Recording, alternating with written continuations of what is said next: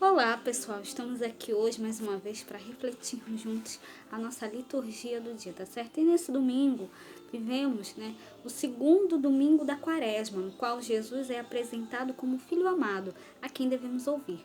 No Monte Tabor, Cristo revela sua glória, sendo a plenitude da lei e dos profetas. A campanha da fraternidade é a expressão da igreja que abre o seu coração à transformação que Cristo quer realizar por meio da penitência e da prática do amor fraterno. Então, celebrando o mistério do Senhor, que nós possamos refletir as leituras e o evangelho de hoje com a disposição interior de sermos transfigurados por nosso Pai. Então, a primeira leitura está em Gênesis, capítulo 22, versículo 1 a 2, depois o versículo 9, depois o versículo 10 a 13, depois o versículo 15 a 18.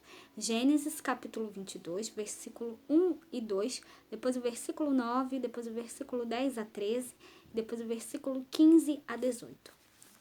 Naqueles dias, Deus pôs Abraão à prova. Chamando-o, disse: Abraão, e ele respondeu: Aqui estou. E Deus disse: Toma teu filho único, Isaque, a quem tanto amas, dirige-te à terra de Moriá e oferece-o aí em holocausto sobre um monte que eu te indicar. Chegados ao lugar indicado por Deus, Abraão ergueu um altar, colocou a lenha em cima, amarrou o filho e o pôs sobre a lenha em cima do altar. Depois estendeu a mão, empunhando a faca para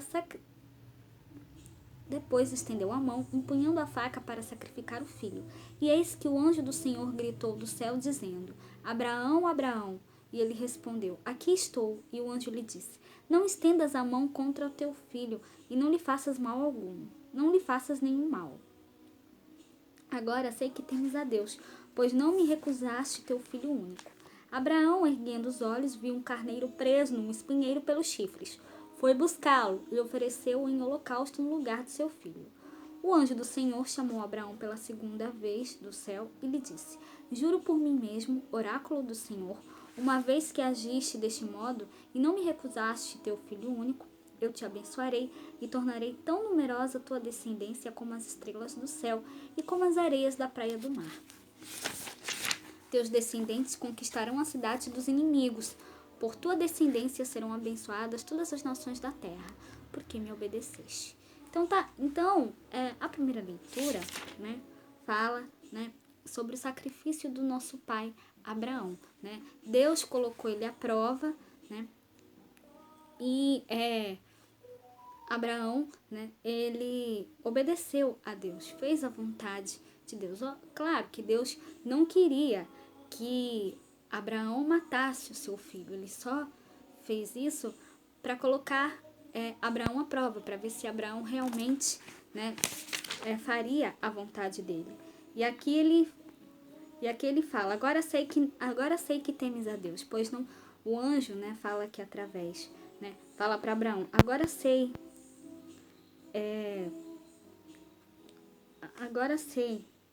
que temes a Deus, pois não me recusaste teu filho único. Então ele depositou a confiança dele em Deus, Deus sempre quer o nosso bem. Ele sempre nos ajuda a superar as dificuldades, os obstáculos, então que nós possamos depositar a nossa confiança em Deus, termos fé em Deus, assim como Abraão teve fé em Deus, depositou a confiança dele em Deus, E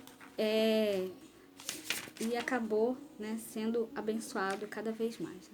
E agora, falando da segunda leitura, hoje ela está em Romanos, capítulo 8, versículo 31 a 34. Romanos, capítulo 8, versículo 31 a 34.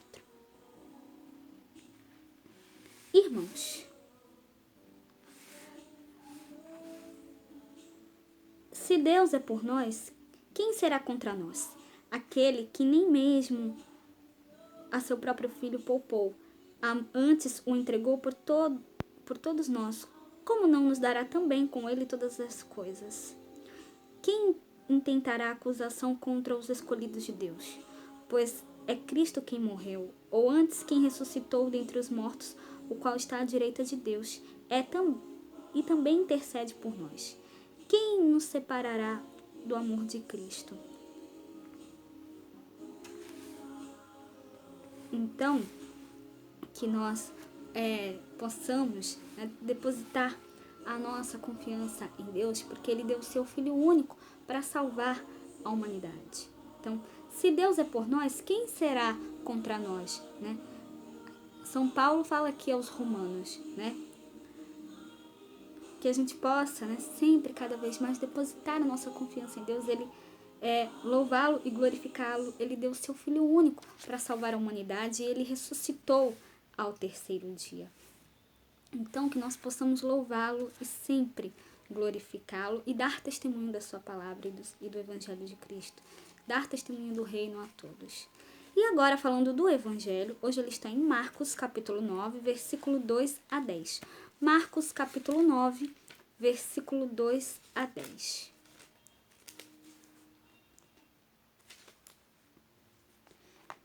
E 6 dias depois, Jesus tomou consigo a Pedro, a Tiago e a João e os levou sós, em particular, a um alto monte, e transfigurou-se diante deles. E os seus vestidos tornaram-se resplandecentes, em extremo brancos como a neve, tais como nenhum lavandeiro sobre a terra os poderia branquear.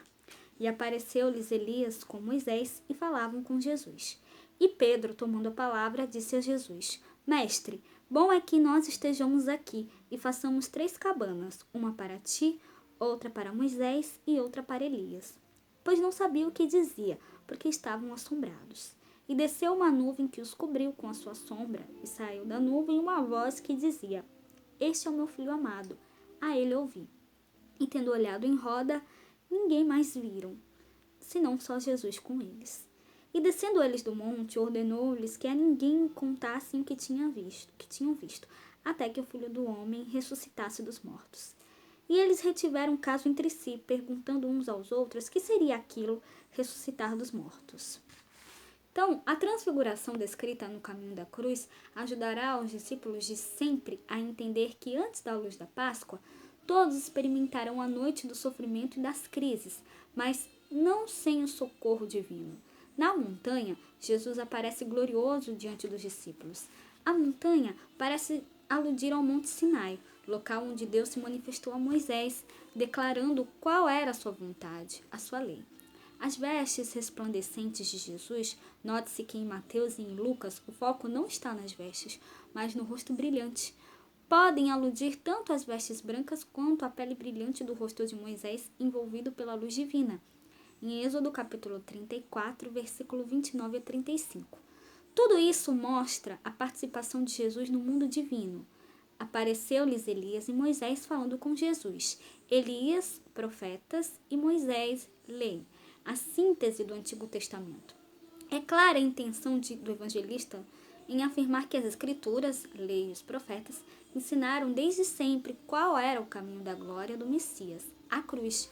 Então, na transfiguração, a voz de Deus se dirige aos discípulos. Os dizeres Filho amado e escutai o que ele diz evocam a figura do Messias servo, anunciada pelo profeta Isaías, e aludem à promessa, né, de Deuteronômio, né, o surgimento de um profeta e mestre maior que Moisés. Então, a glória da transfiguração é testemunho desse cumprimento, mas os discípulos ainda não entendiam.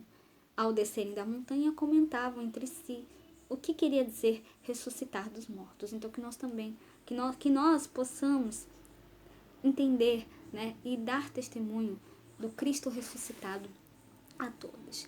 Então, era isso que eu tinha para falar para vocês hoje.